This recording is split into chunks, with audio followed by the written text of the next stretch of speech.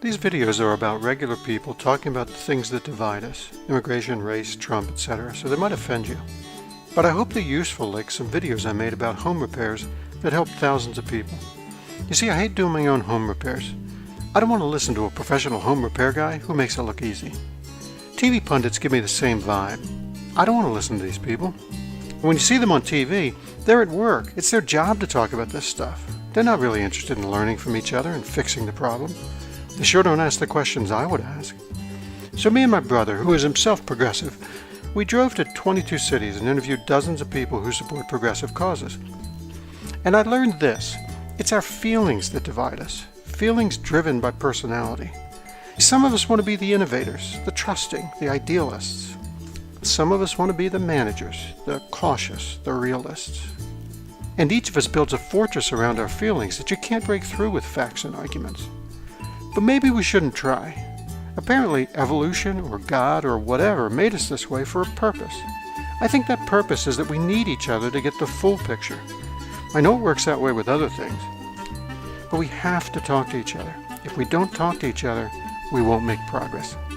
In the San Francisco Bay Area, we met with Mich Levy, who is co-founder of the self-defense project Home Alive and the International Jewish Anti-Zionist Network, has spent much of her life working to overcome exclusion and violence. She currently runs WeTipTheBalance, where she coordinates study groups, workshops, and other types of explorations that teach skills to contribute to social change. We started by asking her to comment on the current Trump-fueled shift from globalism to nationalism. The way I think about what you're saying, this debate around conservative positions on the economy versus progressive orientations to the economy, they are opposed to each other within a larger package. Both of those positions come from the same historical moment, the same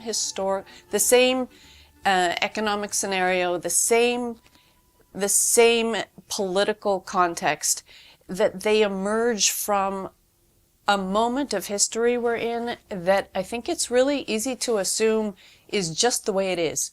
This is the way it is, so you got to choose one side or another. And I actually don't think that's true. I think it's much more useful to think about this moment we're in as a blip in history. Humans, as far as we know, humans have been on the planet for about 200,000 years. And this economic moment is, depending on how you measure it, 150 years old, 300 years old, 500 years old. Depending on how you frame it, that blip that we're talking about is as if we're opposing battles between progressives and conservatives when we're in a political economy that has divided us from each other in such deep ways that we actually think we're very much impacted differently by the scenario that has been created. But the scenario, the bigger picture is the same. And everyone's gonna, kind of mark out what are the markers in that history differently.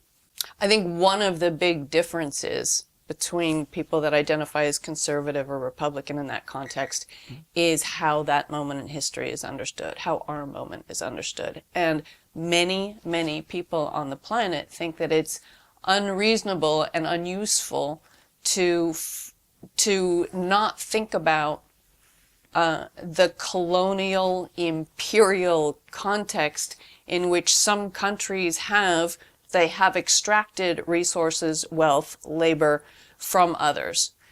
And in that context, it allows us to look at the fact, for example, that the economy, the political economy that we're talking about, has always included migration. Trade, imperial conquest, resource extraction from faraway places, colonial settlement, migration of labor, etc., etc., etc. So understanding migration in that context is really different than who's that guy over there that's crossing one border to look for work. So this sounds like if you're putting our current situation to a larger context, that's a noble goal. But folks have practical issues, tactical issues that is a lot more immediate than the strategic, kind of movement of history. And you mentioned migration and people who are, who are coming across a border. None of that happens in a vacuum. And there are people, I believe, that are fearful that folks that are coming to this country who have very few skills will take the few unskilled jobs that are left. We see people concerned about this in the construction industry, for example. What would you tell them if, you're talking about things on a grander scale, but what would you talk to somebody who, they're not, I mean, it's no crime not to be brilliant. Some people are taller, some people have darker hair, some people have better IQs, some people don't. So there's always going to be a need for unskilled labor in this country. I don't think we can aspire that every single person is going to be like services or a doctor or a college grad or something like that. What would you say to that guy when the person you're talking about does come over and seems to do things that threaten his wages or his job? Well, I don't think we've set the context to talk about those things yet. Okay. I think, for me, to talk about these differences means not to talk about the surface reactive, oh my gosh, I feel threatened I feel like I have things at stake here and I need to do something about it, and I need to find someone to keep away from my resources or to keep away from my access to work. Or I think that the kinds of fears that we're talking about, that other people, all kinds of people have concerns about access to resources, to being able to pay rent, etc. Our economy is at risk, our well-being is at risk collectively and individually. But I don't believe that we've set enough real context to this conversation of why do we think the things that we do. What I heard in what you were saying is kind of this question of, how protective the national government should be. Perhaps even a better response to your first question is that I think people counterpose globalism with nationalism and imagine that if the global economy is stronger, it means that the national decision-making power, that the nation becomes weaker. Let's put it that way. Mm-hmm. And I don't think that that's a fair way to think about it, a useful way to think about it. Mm-hmm. When the economy becomes more globalized, as opposed to the state reflecting internal needs and democratic processes around internal decisions, it becomes more focused toward the state and managing that state and managing the global economy. That doesn't mean that the state becomes less powerful. It becomes very powerful, or it stays very powerful, but the intention and focus and audience shifts.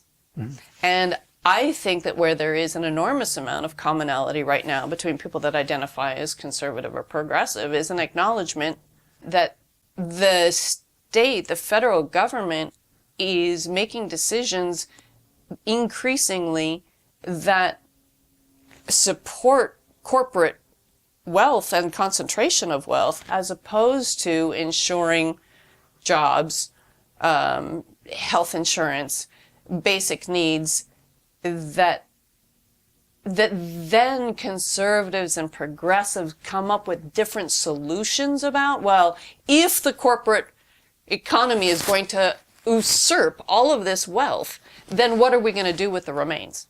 Mm-hmm. No, I agree with you wholeheartedly. I was surprised Trump didn't make bigger outreach to the Bernie guys, because everybody's so ticked off at what it seems like that we've just turned into this crony capitalist state. And I think some of the real confusion and questioning is why so many people are supporting Trump in a moment where he is not addressing or challenging that reality, but further entrenching and embedding us in it. Mm-hmm. For me, that is a place where it actually doesn't need to divide us. It could be a way that people... So in your opinion, Trump is not really fighting the globalists of the world in a way that you would like? I think there are two main ways that he absolutely is not. One is I just found a long list, not of things that Trump had done, but of things that Trump has undone. And so whether it's the economy, the justice system, the environment, foreign policy and immigration, education, guns, and a whole section of other areas, it's a long list of ways that he is what some people would call making less government. And I think what's super important about it is it doesn't make less government. It allows the government to give free rein to corporations that are once again taking resources, wealth, etc. And the other second way that I think that happens is through divisions between race that are being further exacerbated in this country right now and all around the world. Okay. It sounds like what you're saying then is in undoing some of these things, I guess the regulatory, what conservatives would consider regulatory overreach, that he's signing a bunch of executive orders saying, okay, no, we no longer have to do this, this, and this. What you're saying is that, in fact, is giving people license, giving big corporations license to kind of do more ill in the world. Is that what you're saying? Yeah, and they're not only executive orders. They run the gamut of different kinds of policies that are being put in place and enacted. I think it gets framed as less government. We want less government. Right. And therefore, this assumption that means that it gives individual people more control over our own lives. And I don't think that that's accurate at all. I think that the kinds of ways that government is being made smaller are the ways that actually give government the permission to allow free rein in ways that really impinge on individual or family or community ability to have control over our own lives and actually give that control to entities that aren't individuals, families, or communities. Okay. They're money-making ventures. Okay. What you just described kind of posits an existence of a corporation that not only is trying to maximize profit, but will bulldoze anything and everything in order to get that profit. It just kind of imagines that in the world that corporations just are out to do bad. Some corporations are there to do that. How do you tell the difference between the Tom Shoes of the world and the Googles of the world and, whatever bad players you're referring to? How do you tell the difference? Well, first of all, I don't think the first issue is about telling the difference. I think that the real issue is who's absorbing our collective wealth. We have, Apple certainly is. We have no doubt about that. I haven't disagreed. Okay, good. So, did you want an answer? No, yes, please. I'm sorry to interrupt. I don't think the first issue is, I don't think it's about good and bad. I think it's about the structure of the problem. If you have corporations, if you give free rein to corporations and say that them collecting wealth is more important than individuals, families, and communities having democratic control over the decisions that inform how our lives look, then you're creating a society that is going to lend itself to someone else, to some other corporation, to some guy that has the majority of the wealth already, getting more regardless of the impact it has. So I don't think it's a point of good guys and bad guys as much as that. Good point. Sounds like you're saying that by getting rid of a lot of these consumer protections, it is kind of setting up a situation that you have concerns about. Is that correct? Absolutely. But at the core, I think one of the biggest concerns about it is that there's an underlying assumption by many that by allowing corporations to have free rein, people are going to benefit, or that whoever it is that thinks that they're going to benefit. And I think that it's a really dangerous assumption. if we take a couple steps back, basically it's kind of like saying, well, you take all the wealth and you give me some, and that's a good idea. Mm-hmm. And I think that it's been proven over and over again that it's not a setup that gives people say over their own lives, because wealth, access to resource, choices around work, choices around earning income that aren't necessarily about working for the man or working for someone else, get limited and more limited and more limited. And that's not an accident. It's the structure of our economy. You're absolutely right. No, I agree with you. When there are abusive players, they can steamroll over employees. Yeah, that's an abuse. But I'm not talking about employers. You're and just employees. saying the structure itself. I'm talking about the structure of our economy, Okay. corporate wealth, and who owns it, Okay. and the government's giving permission for that to occur. Okay. Then would you be more comfortable with a form of commerce or economic system in which there was more sharing the wealth, like a socialism or a communism? Yeah, when I think of that question, I think of it as kind of like, well, what is the opposite of capitalism? What is the opposite of what we have? And I think that socialism is seen as some kind of utopian solution, or unrealistic, or pie in the sky. And I think that the utopian pie in the sky image is to think that what we have right now is going to get us somewhere that actually benefits people. And that I'm not looking for the opposite of what we're having now.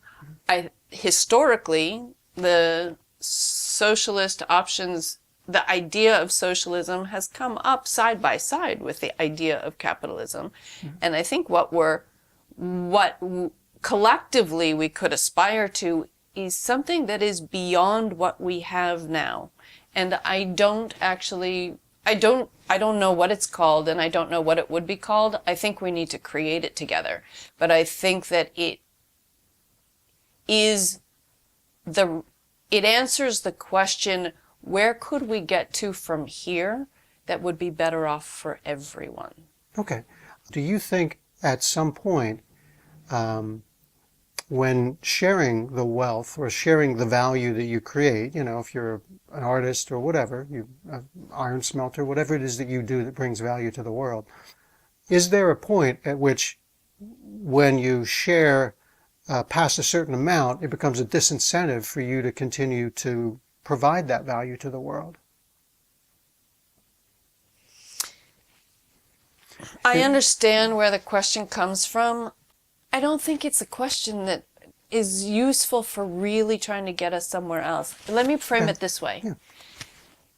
If communities, regions, families, if people had actually had democratic control over our own economies, if we were actually creating the kind of wealth and value that was needed by ourselves, our families, our communities in the region, I don't think that it would need to be framed as, I don't think that the conception is I'm giving something up that is mine. I think that it's more possible to say, this is actually really valuable and now it exists, as opposed to so many things that people need of value actually not being as available because those resources are being spent on something else or for someone else.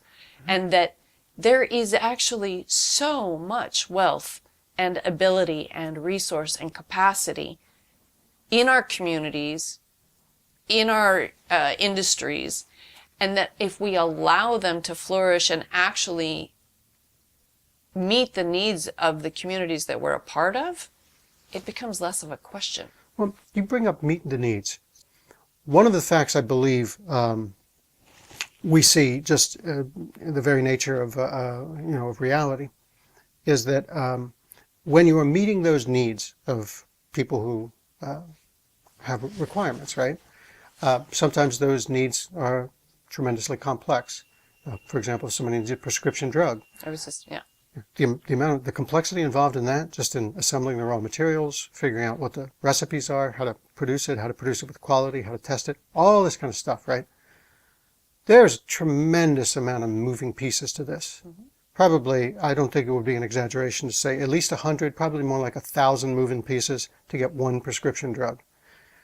Historically, the only thing that allows those moving pieces and the different people who are responsible for those moving pieces to coordinate, the only thing that does that well is the laissez-faire economy, the unseen hand of the free market, where you don't have to pay some czar to be a drug czar to say, okay, I want you to make sure that there's enough of this this particular bean being grown in Iowa because this is an important part. There's amino acids that we need for a prescription drug. You don't need to have some drug czar point to a guy and say, you make sure you plant enough of this bean because we need it for this prescription drug. You don't need to do that because the guy who owns that farm is reading the newspaper and saying, okay, I see the price of this particular bean is so and so. I will adjust, and next year I'll grow twice as many of those, right? So Thomas Sowell makes the observation that in Russia, when they tried to do a command economy, where they had czars that said, okay, you grow this bean and you do this and you do that, a command economy, right? They had the best and brightest people in Russia come to America, go to our best universities, then go back, and those were the guys who were in charge of setting up pricing, setting up manufacturing and all that. And they still had tremendous, people died in the tens of thousands because of droughts. Because all these little tens of thousands of hundreds of thousands of little microtransactions that the free market allows to happen, those just don't happen when it's not, when there's no incentive. Now, capitalism, for as bad as it is, and there's obviously a lot of terrible horror stories about capitalism, it does have the benefit of, it's dog eat dog, so all the little dogs are like looking at their bowls. They're trying to figure out how to do what works best. And it brings a tremendous efficiency that you just don't get when you have a command economy. So you can dispute if that's really the way it works. If you can point to a command economy that has been successful, that beats capitalism, people would love to hear that. Because, see, that's the typical argument that we make, is we say, look, what you're talking about with socialism, share the wealth, providing needs for people, that's all great and good and all that, but, what's going to make it work? What's going to allow all the little 1,000 levers that make this prescription drug come together? What's going to make that happen if not the profit motive? What you're calling the free market isn't, a lot of people would say it's not very free. It depends on definition of terms. There are major corporations that are basically taking control of who gets what, how that gets produced, who produces what, where things move from and to, how they move, who gets paid for what, and who gets medical care or not. So I don't think that is, I personally think that is a way to commodify the very fact that someone gets to live and someone doesn't. Yeah. So I just spoke with someone yesterday who has been in bed for 2 months because they cannot afford to go to the doctor for a medicine they know they need, but they're not allowed to access the medicine without a prescription, requiring them to have a doctor's appointment that they can't afford, so they can't access their medication. So that's on the smallest case of that happens every moment of every waking hour for someone in this country, let alone elsewhere. Mm-hmm. But what we're talking about, you were saying, what other ways are there to do such a thing? I think an example of one of the ways that people are really finding solutions, like you're talking about, is happening not necessarily as pronounced in the health industry, but in relationship to access to food. Mm-hmm. And that there are networks starting for decades now, but people building out of their own need. I need access to produce. I need access to fresh vegetables. There is no grocery store in my neighborhood. there are people resolving real material issues that they have, not by going to the owners of the biggest food corporations on the planet that own and have privatized the ability to access seeds, but that are actually creating food networks and food economies based on local food that does not have to have that kind of transportation, that does not have to be stored for as long, etc., etc., that actually employs, feeds people's own communities. And here, for example, where I am here in Oakland, in West Oakland, one of the places that is considered one of the most intense food deserts in this area historically, the projects that have been building there have come so far that they're about to have their own grocery store that has nothing to do with the food industrial complex. Okay. I got a question. It's kind of an open-ended question. I hope you don't mind. What is it you think that it is about the Trump election, if you feel comfortable talking about this, that has made people so politically active at this point? Well, I don't think that Trump represents something new, but I do think he represents an extension and an entrenchment not only of the kinds of concentration of wealth and power and utilization of government control to feed corporate wealth, but that he also reflects the underlying divisions around race in this country that are being exacerbated and ignited in dangerous and horrifying ways that until his election have been brewing and brewing, but his disregard for the risks that are involved in the positions he's taking has allowed those tensions to flash in a way that they haven't in recent history. Okay. How is Trump making race relations worse and, pitting us against each other? How is he doing that? I'm genuine. We both watch the same man and we come to different conclusions. How do you think Trump is making things worse?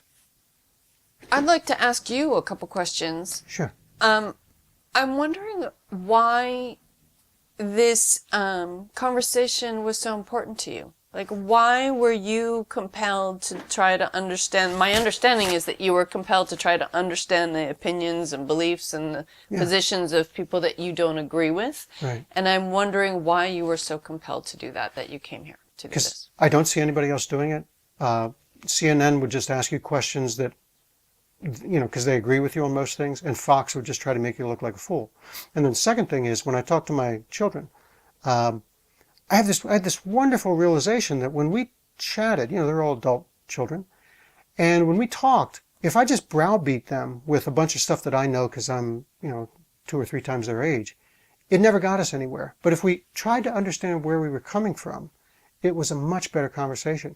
And I was thinking, wow, there's something to that. If you and I were to just debate statistics about Israel, about Trump, about race, about whatever, right? We could just go all day long chasing those bunny trails. But if we try to understand where each other are coming from, then we might actually, I could respect your opinion. I respect my children's opinion. I'd like to respect your opinion. Once I know where you're coming from, then there's a whole raft of things that kind of spring from that logic that I'd like to understand. You had mentioned when we were talking off camera that you had learned a lot already. Yeah. And I'm wondering if you have learned, if there's something you could share that you've learned that has actually helped deepen your understanding of someone else's opinion in a way that has helped shape either your own opinion or your ability to live in the world with them more cordially. Yes. I changed my opinion on the border. Not 100%, but I now realize, and unfortunately we didn't get to interview this gentleman, but in our pre-interview discussions, he said, look, we all understand that in Iraq, when they just draw a border at the top and say, hey, all you Kurds who speak a different language, have a different religion, now you're living in Iraq. We all understand that was stupidity and this never should have been done. And how in the world is that going to end well? And he said, look, how is that different than what we did, whatever, 100 years ago, when we just drew this line and said, okay, all you guys that, are Hispanic and speak Spanish and are largely Roman Catholic, now you're all Americans. We should have realized that that was stupid, that that was not a good solution. So, I mean, I'm not saying give Mexico back, but I now appreciate where people were coming from with that. They're saying, wow, this is really a problem. So that, and also Reverend Jarrett Baumner explained to me that when his granddaddy came back from World War II, he didn't get the GI Bill because he was black. He couldn't, buy a house north of Van Buren Avenue because he was black. So when it was, 30 years later and everybody else is getting rich off of, because they're college educated and professionals, or they're getting rich because their property values are soaring, the black community didn't get any of that. I'm like, wow, I never thought about that. Okay, that sounds like affirmative action. There's something ought to be done. I don't know if affirmative action makes it better or worse, but man, you guys really tremendously got a raw deal that keeps on affecting you. So for me to just blithely say, Civil Rights Act, everything's fine, don't worry about it. The Caribbean immigrants, they don't have any trouble when they come land and, they're darker than you. For me to glibly say that is just being a little too simplistic. It's a lot more complicated than that. So yeah, what I've learned in this is that all these issues are tremendously complex. They need to be talked about desperately, because complex issues like this require better solutions than just bumper stickers. Thank you for answering those. I do think that when we talk about something being incredibly complex, for me it goes back to the historical context, the history, the stories that shape those situations and circumstances, the ways that those stories are impacted by history, by the consequences and circumstances we live in. And the deeper understanding of history we have, the more we're able to see how it has impacted different people and how our stories differ from each other and how vastly different our experiences of those histories are. Just from what you said right now, it strikes me, yes, so then people who are opposed, for example, to affirmative action as a way of, that it's, regardless of what you call systems like that, there's an attempt to actually systematically acknowledge the ways that African Americans in this country, other communities in this country, internationally, the same kind of stealing of resources that has occurred throughout history, the impact that it has on different people, and the way it sets people up to either be okay in a system where they get benefits from the big guy who's collecting all the resources and concentrating them and using them at their own discretion, or that don't benefit from that. And ultimately, when it comes down to it, I think that's a lot of what we're talking about, is who actually has gotten some of the crumbs and who hasn't. And that those who have gotten some of the crumbs and those who haven't are now kind of going at each other like, well, no, we have to try to maintain something that has served us in the past, or you know what? This system actually hasn't served us and needs to be changed. And what I'm trying to suggest is that there is a bigger discussion to be had there, where if we look at the system that is handing out those crumbs, maybe that's something that could change. And I don't believe, I deeply disbelieve that that is what Trump is trying to do. Okay. I think that what Trump is trying to do is entrench us in a system in which we get crumbs. You and I, and all the people that have so much less than we do, because they haven't been accepted into middle-class whiteness, and they haven't had access to the same crumbs. And so pitting us against each other is not necessarily a very effective solution. The kinds of policies it's putting in place that are actually impinging the ability of communities to decide what kind of resources they have access to and how they're used, and the kinds of dangerous decisions that are getting made in foreign policy that also kind of decide who's going to be in and out in an international arena and what kind of dangers that puts us all in. That we're actually, under this administration, we're at risk of losing control of the potential to create democratic conversations that open up the kinds of possibilities that it sounds like you were trying to do with these interviews. Okay. Sounds like what you're saying is what you see in a bigger picture is maybe perhaps possibly just the white infrastructure or just the existing infrastructure, the man, however you want to call it. They are simply guarding their turf. They do not want to cede power or prestige or money to anybody who doesn't look like them or act like them. Is that kind of where you're coming from with this? Am I drawing a proper analogy? This is an entrenched group that is trying to protect their turf? And we're talking about, I mean, this is deeply systemic. Sure, yeah? sure. We're not only talking... Hundreds of years, right? Hundreds of years, meaning the basis of the entire history of this country. Right. The land that we're standing on at the moment, was something that was taken by the people you just referred to, in writ large, with the capital, Yeah. The systems that allowed for this land to be taken are the same systems that have entrenched the political economy that has gotten us to where we are today. They're not disconnected. Okay. I have one more question then. The next logical question for me is, there's this one outlier that nobody wants to talk about, which is the folks that are coming from the West Indies, the Caribbean islands. They are darker than African Americans, right? But they come here as immigrants, and statistics show that they perform much, much better economically. Their economic well-being is much statistically higher than African Americans. And when you listen to them, when you hear what they've written, they say, you guys, you're making too much a big a deal of it. There's not that much racism. I came here, I didn't have anything. I set up a little wig shop, and then I did this, and I did this, and now I own, 5 stores, and I'm doing great, and I'm living high on the hog. So they're a huge outlier that to me says, okay, is the problem race or is the problem culture? And that's a real dynamite kind of an issue. Because, see, they come from a different culture where they achieve, and that's not something that the African Americans can say they have that benefit. I mean, I think that what's missing from the conversation for me is the system we were just talking about includes a very systemic oppression that is applied or implemented based on race, oftentimes, not only on race, on physical ability, on all sorts of things. Okay.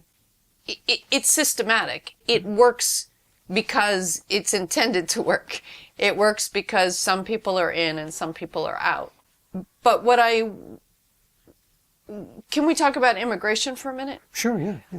I think that a lot of the cases, the specific examples that are being used right now to oppose immigration are ways to fan the flames of difference that we've been talking about that are really so unfortunate in real ways. A couple of examples that I just feel so important. The young people that were given that have been the DACA recipients? Have been DACA recipients. For this administration to make such a big issue about it to the point that it would betray these young people and their families and rescind such an agreement is beyond astounding to me. If you think about it in real numbers, you're talking about 800,000 people. You're talking about less than 1 million people in a country of almost 325 million. I think it's like 1/3% of the population. And somehow, massive amounts of the U.S. population have become enraged that these young people who were not brought here, who were brought here without their own decision making as children, have been given permission to make use of the resources here to build a life and contribute to civic life here in this country. I find it deeply disturbing that for 800,000 people, which are not putting a risk on people's incomes and jobs and economies, you're going to betray the trust of an entire, not only of DACA recipients and their families, but of all the people watching who see that as a betrayal. And the other horrible example that I can't believe we're watching right now is the rescinding of the temporary protected status for people whose lives would be or would have been at risk if they were to go home. Well, okay, and now I have to ask though, President Obama, didn't pass this through Congress. This is not the will of the people to grant them that status initially. It was a wonderful executive action that showed, I guess, a benign leader who wanted to do something nice for people. Perhaps without thinking it all the way through, because in the end, I would think that if somebody is playing by the rules, say they're coming in from Cambodia or Vietnam, and they wait the 15 years, then they finally again come here, and they eventually become citizens. DACA became, kind of a path towards, first of all, keeping the benefit of a citizenship that was gained by your parents doing something that was wrong. I mean, I know you can't blame Mexicans for coming here, especially when we don't enforce the borders and we don't arrest any of the people that employ them. Well, you just said this used to be Mexico. That's true, yes, yes. So I do think that once again, we're back into a question of looking at the issues without history. And what I started with is that okay, so you're saying the political economy we live in necessitates immigration. And the political economy we live in is one in which countries are colonized, bombed,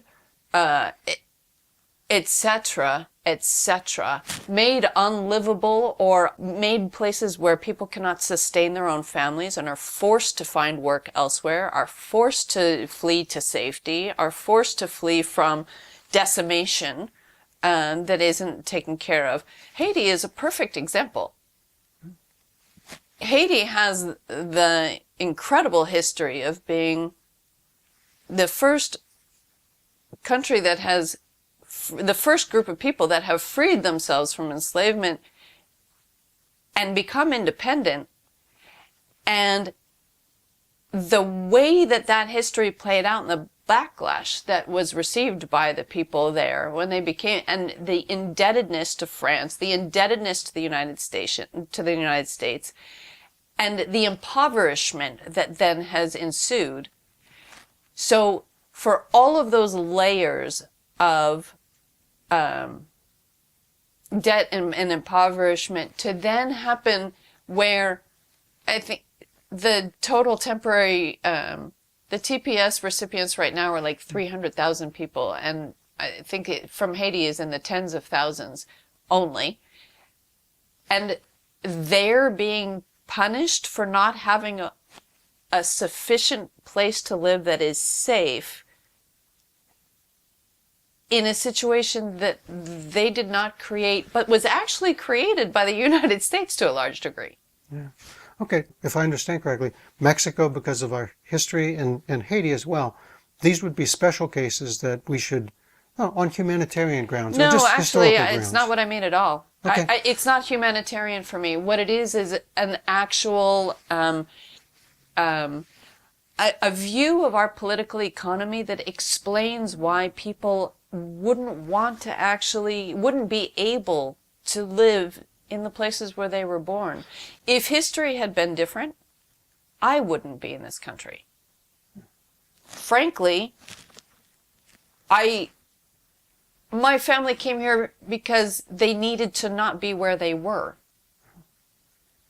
And that is true for many, many, many, many of the people in this country now.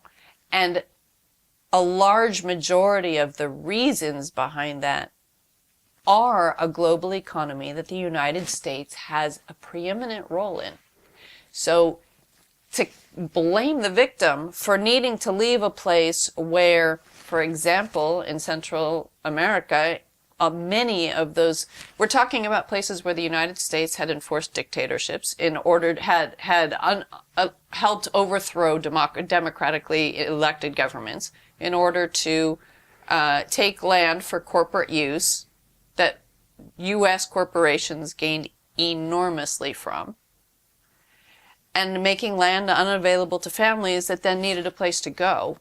And obviously, I'm speaking very quickly, and that is a very short version of history, and probably full of things I could have said more gracefully. But the point is that people aren't just choosing randomly to come to the United States and then they're risking their lives to be somewhere that will actually sustain themselves and their families, as opposed to where they are. And the causes of that are not devoid of U.S. responsibility, government responsibility. So are you saying then that the reason we treat them different than the guy from Vietnam or the person from India is because of history, because of our history with the nation? I didn't understand your question. Sorry. I'm just trying to understand why. I do know there's special status that Haitians had gotten Which over the years. is about to be removed, yeah. Right, and there's special status, obviously, of that we don't enforce our border and we don't deport or arrest people that hire illegal immigrants in this country. So that seems like it's a special status for Mexicans. I guess it's not a special status. It's just they're on the border, so it's easier for them to come. I'm just trying to understand why it sounds like you're saying that the situations are complex, and that's why that sometimes we want to treat them different than, say, a person who says, I'm coming from India, it's terrible in India, please let me in. I mean, why do are you saying that those folks from Mexico and from Haiti get a different treatment than these people because of our history, because of our imperialism or whatever? Actually, it's not what I was saying. I was only referring to DACA and the temporary protective status right now because they're being rescinded. There are so many different people from different places around the world that find that they're in circumstances that are untenable. And I would argue that as opposed to them being people we need to protect ourselves from, it makes me want to ask, why are there so many people on the planet that are suffering unnecessarily because someone else is benefiting? And why do people defend that kind of benefit at the expense of human life everywhere, all around the world? And the only reason I pulled out DACA and TPS right now is because let's just be clear. We're talking about less than 1 million people. We're talking about small numbers of people in particular circumstances that have been targeted for removal from this country because they're being blamed for what? That I don't understand. And the reason I mentioned it is because of the rescinding of those agreements and the betrayal behind them, not because of anything else. Okay. Is your position then that we should have unlimited immigration for people who have like who are economic immigrants, who have such poor conditions? And you were saying largely it's because you think this is because of American malfeasance, because of American corporations making things bad around the world. Does that sound? It sounds to me like you're saying, well, we should then let anybody come in. Is that what you're saying? I just want to understand. Well, in the present moment right now, I think concretely the main concern, if I understand correctly, is around jobs. And I do not believe that the immigrants that are coming into the country right now are the cause of a lack of jobs. I think that there are lots of variables around companies and corporations being allowed to only hire people part-time so that we don't have access to enough hours or health insurance, as examples. The automation of people's work, moving companies overseas. There are lots and lots of reasons why people don't have work. Local businesses being closed down and whole cities being emptied out for decades because business is owned by large corporations, which are then going elsewhere. It's not about individuals and even communities that are coming who have historically always come. As long as this country has been colonized by people coming here, people have come here and created, more and more cities around the world are starting to reflect this kind of mixture of peoples from so many places in the world. But U.S. history is also built on that. That was Mich Levy in Northern California. I'd like to thank her for having a thoughtful conversation about some of the most controversial topics of the day. I hope you consider supporting this series by liking the video and subscribing to the channel. Thanks.